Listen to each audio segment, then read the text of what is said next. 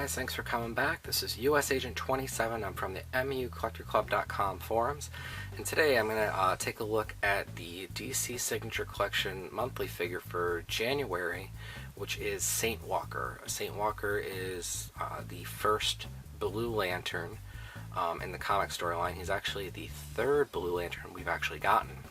We've actually gotten before this, we got the Blue Lantern Flash, and we also got the Blue Lantern Kyle Rayner figure.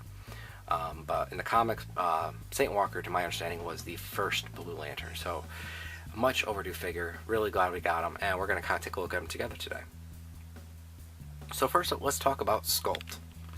Sculpt on this figure is really, really nice. He has a very unique head. It kind of reminds me a little bit of a Star Wars head. You guys tell me if I'm wrong. I mean, I know this is what he kind of looks like in the comics, but it definitely kind of has that Star Wars vibe to it. And this part right here is articulated, so you can kind of push it up, off to the side, and or back this way. Whichever way you want, you can kind of pose it. So I like that. His head will go down quite a bit. It will go up about that far, so it's on a hinge in there. So it does go up quite a bit, which is nice. So you can kind of get him in a nice, flying pose, which is cool. And of course, it will go side to side. The way the head is, you just have to kind of work with it a little bit, but it definitely will go side to side. As far as paint, I know I'm kind of jumping around. I'm just really excited to get this guy. As far as paint goes, really nice paint job. Nice blacks, nice blues, nice emblem. Really nice detail on the gauntlets here. And then nice detail on the legs as well. Very simple paint job, but it works. He will fit right in with your other blue lanterns. Alright, as far as our articulation goes, his arms are on ball joints, so they're going to go all the way up, like the other figures that we have. So he goes all the way up. He has a bicep swivel. And this is something that we don't see that often. Double jointed elbows. What that means is if you guys are posing him, you can get him in some really, really nice poses. So maybe he's like itching his ear, if he had an ear, whatever. So that's really cool. I really dig that. We need more DC figures with double jointed elbows. It does help with with posing, and if you guys are into like ACVA, or if you guys just like taking pictures with your figures, it helps.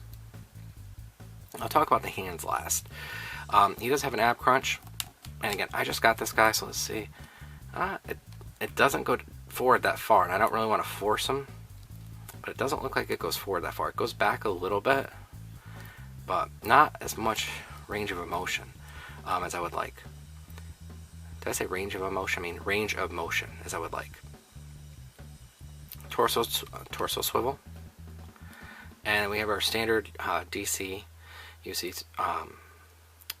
articulation. The legs are going to go up, they're going to go back, and they're going to go out. He has a twist up here at the knee, or above the knee. Just be careful when you do that, because look how the way the paint is. It's going to make it look kind of funny.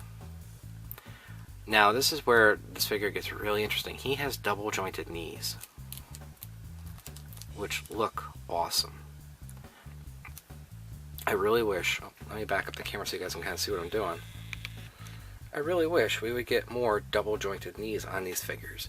It really does make it easier to pose them. You can get a really good dynamic range of motion in them. So that's cool. And the foot is on your standard rocker. Mine's very, very tight. It goes back about that far and goes up. Not a lot of range. I just reviewed Larfleeze, and he has the same problem. It doesn't go up and down as much as they normally do. So, overall, that's cool. Let's take a look at his hands. So for Saint Walker, for his left hand, his non-ring hand, is kind of in this gripping, like, my camera's acting up. There it goes. It's kind of like in the I'm gonna get you pose type of thing, or I'm shrinking your head. I don't know. It's weird. Not a big fan of that. Maybe he's like casting a spell. I'm not really sure what he's doing. But he does have a wrist hinge, which is nice. So his hand goes back. It can go up that far, so it can kind of go up pretty far. So maybe he's like giving you the face palm. And then he's got a swivel at the wrist. His ring hand, you can see it did nice detailing on the ring. It's in a metallic blue. Same type of thing. The ring hand will go down. I don't know why you'd ever want his hand to go down like that. And it goes up about that far.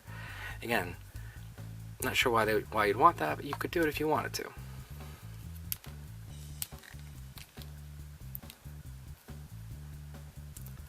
But you can get him in some really, really nice poses. Now, because I ordered from a China seller on eBay, and I didn't get this like through a retail method, mine didn't come with a lantern, so I grabbed the lantern from the Flash. He doesn't hold it very well. One complaint. Other than that, perfect figure. Definitely, if you haven't picked him up, go check him out. Try to find him on eBay. He is well worth it. I mean, I'm probably going to pose him just like that. Just like that. On like a flight stand. I think he's going to look really, really cool. So again, if you guys haven't grabbed him, go grab him. Great figure. And I hope you guys enjoyed this review. I'm cutting it short. My battery's about to die. Real quick, if you guys haven't checked us out, come check us out at mucollectorclub.com, where we talk about toys, not just Marvel stuff, but we also talk about DC stuff too. Alright guys, that's it. I am US Agent 27, and thank you for watching. I really appreciate it.